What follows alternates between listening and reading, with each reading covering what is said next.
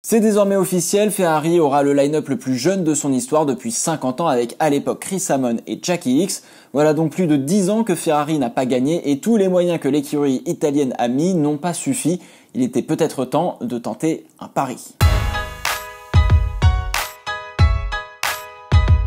Carlos Sainz Jr. est le fils de Carlos Sainz Sr., champion du monde des rallyes à 2 reprises en 90 et 92 et triple vainqueur du Paris-Dakar. C'est l'homme à abattre aujourd'hui. Carlos Sainz Jr. est donc né dans une famille où le Super 98 coule directement dans les veines, mais au lieu de faire des glissades à plus de 180 entre les arbres en Finlande, il a préféré prendre 300 dans le raidillon à Spa-Francorchamps. Et il admirait un certain Fernando Alonso étant gamin. Début en monoplace en 2010 en Formule BMW, déjà intégré à la filière Red Bull, champion en Formule Renault 2 litres en 2011 et il est champion en Formule Renault 3.5 en 2014 devant Pierre Gasly, alors rookie à l'époque. En 10 championnats en monoplace, seulement 2 titres mais bien mérités et il obtient le Graal pour 2015, roulé en Formule 1 aux côtés de Verstappen chez Toro Rosso. Il est passé à 2 doigts de se faire griller la priorité par Verstappen, d'ailleurs il a failli ne pas débuter en 2015 puisque Verstappen avait été annoncé avant lui. 11-8 en course, 31 points de plus, battu en qualif par Verstappen, la comparaison fait mal, surtout que le clan Verstappen n'hésite pas à marcher mentalement sur Sainz qui lui joue le jeu de l'équipe. Parti chez Red Bull pour faire des changements de ligne au freinage sur des vieux briscards, Verstappen laisse Sainz en compagnie de Fiat sur qui il prendra l'avantage. Sainz progresse, mais pas encore assez. 2017, dernière année normalement pour un jeune de la filière Red Bull avant d'être promu, mais les baquets chez Red Bull sont bloqués par Verstappen et Ricciardo.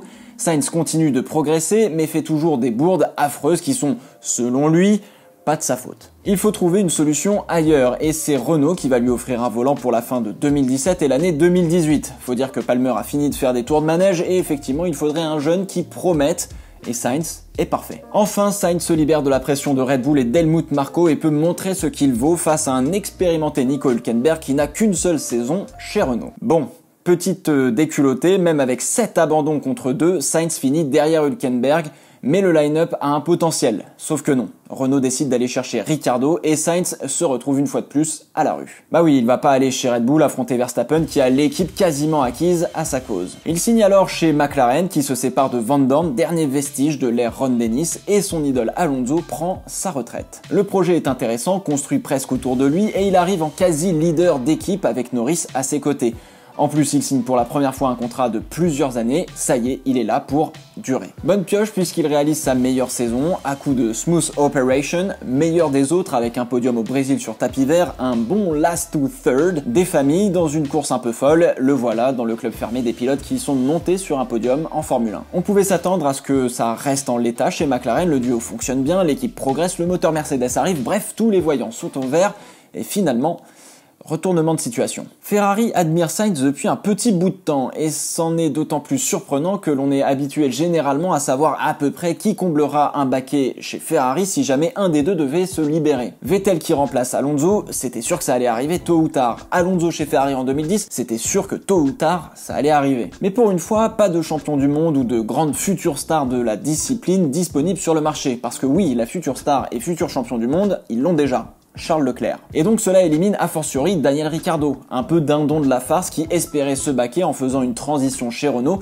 Depuis, il a sauvé ses fesses pour aller chez McLaren. Donc il faut chercher une sorte de semi-numéro 2, sauf qu'ils n'ont pas de pilote de la Ferrari Driver Academy prêt pour le moment. Et alors là, qui prendre? Mais surtout, qui correspond. Sainz est un pari, mais aussi finalement un très bon choix qui coche beaucoup de cases. Joue pour l'équipe, bonne attitude, connaît 3 équipes différentes et arrive avec un bagage culturel très fort. Progresse chaque année dans l'ensemble, rapide et consistant, il sera là si jamais Leclerc n'est pas dans son meilleur jour. Ça se trouve, le carnet d'adresse de papa a joué pour amener un nouveau sponsor à Ferrari, mais ça, seul le temps nous le dira. Donc à court et moyen terme, les deux pilotes vont probablement très bien bosser ensemble pour ramener Ferrari sur le devant de la scène. Attention à ne pas se retrouver dans une situation similaire à Mercedes en 2016, l'ego finira par revenir tôt ou tard. Parce que si Sainz commence à plus performer que Leclerc, ça peut partir 0 clash. Et de même, Sainz met les pieds plus chez Leclerc que chez Ferrari. Mentalement, ça ne sera pas facile. Donc oui, il fallait absolument sauter sur l'opportunité de rouler pour Ferrari. Ça se refuse que très difficilement et c'est aussi un risque de partir de McLaren qui progresse très bien. Sauf que oui, Sainz chez Ferrari, c'est pas habituel. Ça fait petit bras, peut-être pas à la hauteur d'un pilote qui aurait la carrure de porter du rouge et toute la pression qui en découle. D'ailleurs, à part Ricciardo, clairement aucun autre pilote disponible sur la grille n'a cette espèce de cachet où tu te dis « ouais, ça le fait ». Mais c'est aussi un pari pour Ferrari, et ils avaient besoin de tenter un line-up bien différent. Parce que oui, pour la première fois depuis Barrichello en 2000, le second baquet sera occupé par un pilote qui n'a jamais gagné ou qui n'a jamais rien eu à voir avec Ferrari d'une manière ou d'une autre. Avouez que ça fait bizarre quand même, ça fait un peu l'inconnu qui arrive sur le trône, sauf qu'on sait pas vraiment pourquoi. Sauf que deux champions du monde dans une même voiture n'ont rien donné pendant 4 ans. 4 ans d'espérance pour 0 titre. Clash entre un numéro 1 et un numéro 2 plus rapide en 2019, bref, il fallait tenter la solution de la jeunesse. Le seul point faible qu'on pourrait voir, c'est pour développer une nouvelle voiture pour répondre à la réglementation de 2022.